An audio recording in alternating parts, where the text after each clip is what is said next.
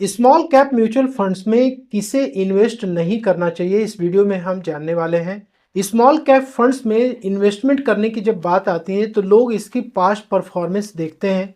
किसी फंड के 40% रिटर्न्स आए हैं, किसी के 50% और किसी किसी फंड्स के 70% तक के रिटर्न्स लोग देखते हैं। तो जब आप स्मॉल कैप फंड्स की पास्ट परफॉर्मेंस देखते हैं तो लालच आना स्वाभाविक सी बात है। हर एक निवेशक यही चाहता है कि उसका पैसा जल्द से जल्द डबल हो जाए, लेकिन सिक्के के दूसरे पहलू को लोग नजरअंदाज कर देते हैं। इसमें कोई शक नहीं है कि small cap mutual funds wealth creator होते हैं, लेकिन यदि आप एक गलत निवेशक हैं तो आपकी मेहनत की कमाई को ये डुबा सकता है। तो ऐसे 4 टाइप्स के इन्वेस्टर्स को इस वीडियो में कवर करेंगे जिन्हें कि स्मॉल कैप में पैसा निवेश करने से बचना चाहिए। तो सबसे पहले एक बेसिक रूल को समझते हैं कि स्मॉल कैप म्यूचुअल फंड्स होते क्या हैं। तो जब भी स्मॉल कैप फंड्स में आप पैसा निवेश करते हैं तो आपका पैसा ऐसी कंपनी के स्टॉक्स में इन्वेस्ट किया जाता है जो कि by market capitalization ranking wise 250 companies के बाद आती हैं। टॉप 100 कंपनीज लार्ज कैप की होती हैं, उसके बाद 101 से लेके 150 तक रैंकिंग वाली कंपनी मिड कैप में आती है और 250 के बाद वाली कंपनीज स्मॉल कैप कंपनीज आती हैं। तो ऐसी कंपनीज के स्टॉक्स में आपका पैसा निवेश किया जाता है। तो स्मॉल कैप कंपनीज में ग्रोथ के पोटेंशियल्स बहुत ज़्यादा होते हैं, लेकिन रिस्क भी उतना ही ज़्यादा होता है। तो जब भी स्टॉक मार्केट गिरता है तो लार्ज कैप लेट से कि 10 से लेके 15% तक गिरते हैं, वहीं पे स्मॉल कैप 25 से लेके 30% इवन 35% तक गिर सकता है। तो जरूरी यहाँ पे ये है कि किन निवेशकों को स्मॉल कैप म्यूचुअल फंड से बच के रहना चाहिए। तो सबसे पहली टाइप है इन्वेस्टर की, वो है शॉर्ट टर्म इन्वेस्टर। अगर आप ये सोच रहे हैं कि मैं आज पैसा लगाऊंगा और 1 से 3 साल में निकाल कर गाड़ी ले लूंगा या शादी कर लूंगा या फिर फॉरेन टूर पे चला जाऊंगा, तो स्मॉल कैप में मत आइए। दोस्तों, स्मॉल कैप में 1 से लेकर के 3 साल तक के पीरियड के लिए इन्वेस्टमेंट आपको नहीं करना चाहिए। ज़्यादातर लोगों के माइंड में यही रहता है कि 1 से 3 साल तक पैसे को डालेंगे, पैसा डबल हो जाएगा और जो भी ये गोल्स आपने शॉर्ट टर्म के बना रखे इसको हम फुलफिल कर लेंगे।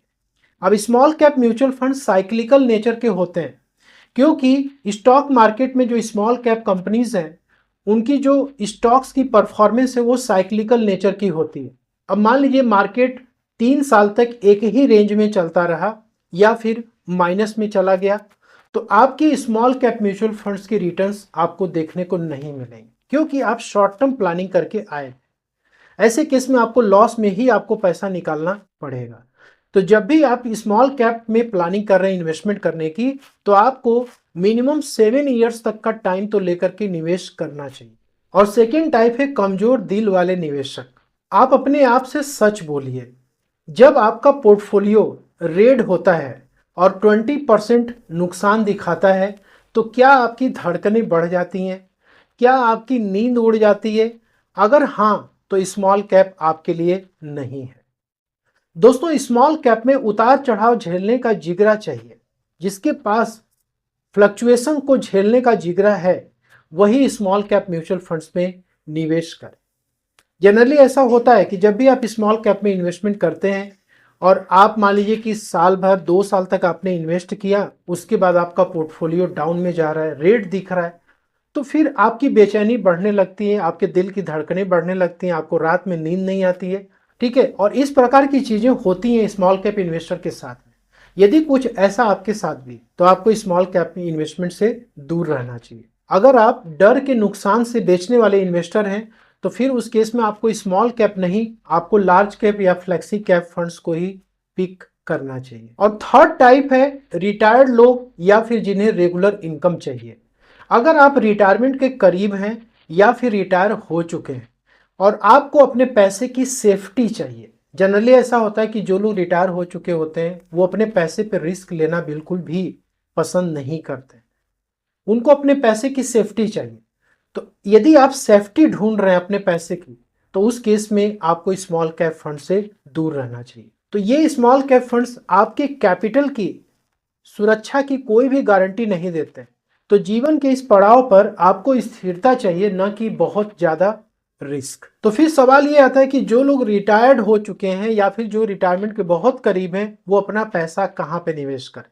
ऐसे केस में आप कोई कंजर्वेटिव हाइब्रिड म्यूचुअल फंड या फिर लार्ज कैप म्यूचुअल फंड या फिर फ्लेक्सी कैप फंड्स को आप कंसीडर कर सकते हैं। लेकिन इसमें भी आपके कैपिटल का ज़्यादातर पोर्शन फिक्स्ड इनकम वाली सिक्योरिटीज में इन्वेस्ट होना चाहिए। फिक्स्ड इन द सेंस कि आपका पैसा फिक्स्ड डिपॉजिट में हो, सीनियर सिटीजन सेविंग अकाउंट में हो, पब्लिक प्रोविडेंट फंड में हो, ठीक है, जिससे कि आपको जब भी जरूरत पड़े तो आप उस पैसे को विड्रॉ कर सकें।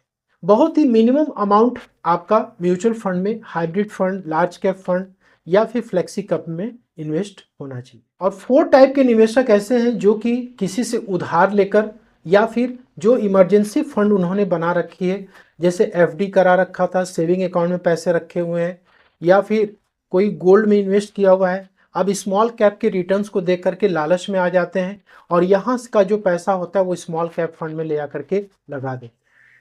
तो आपको एक बात हमेशा ध्यान में रखना चाहिए कि आपको कभी भी इमरजेंसी फंड का पैसा या उधार का पैसा स्मॉल कैप म्यूचुअल फंड्स में नहीं लगाना चाहिए। तो इसका मतलब क्या हुआ कि सर क्या स्मॉल कैप म्यूचुअल फंड्स बुरा है? जी नहीं, ये उन लोगों के लिए बुरा है जो अपना पूरा पैसा इसमें डाल देते हैं। यदि कोई स्मार्ट इन्वेस्टर है तो वो स्मॉल कैप म्यूचुअल फंड्स को खाने में नमक की तरह यूज करता है।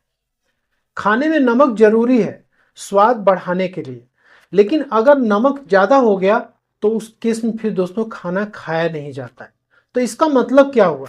तो ये एक स्ट्रेटजी यही है कि दोस्तों जब भी आप म्यूचुअल फंड का पोर्टफोलियो बनाएं तो आपको स्मॉल कैप फंड में 10 से लेकर 15% ही अपने कैपिटल का निवेश करना चाहिए। बाकी का सारा पैसा लार्ज कैप में, मिड कैप में या फिर फ्लेक्सी कैप में, हाइब्रिड म्यूचुअल फंड्स में कुछ पैसे डेप्ट में रख करके आप इन्वेस्टमेंट कर सकते हैं। तो दोस्तों निवेश वही अच्छा है जो आपको रात को चैन की नींद देता है। सिर्फ रिटर्न के पीछे भागकर रिस्क को आपको नहीं भूलना है।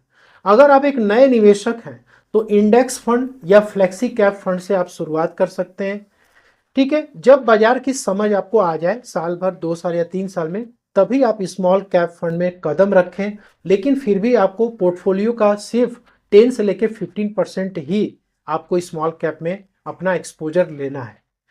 जैसे आप 5,000 रुपये महीने की SIP आप कर रहे हैं तो सिर्फ 1,000 रुपया ही आपका स्मॉल कैप फंड में जाना चाहिए। जो रिमेनिंग पैसा है वो आपका लार्ज कैप, फ्लेक्सी कैप या इंडेक्स म्यूचुअल फंड्स में जाना चाहिए। अगर ये वीडियो आपको पसंद आई है तो इसे लाइक शेयर जरूर करें। चैनल पर नए हैं तो सब्सक्राइब जरूर करें। Thank you so much.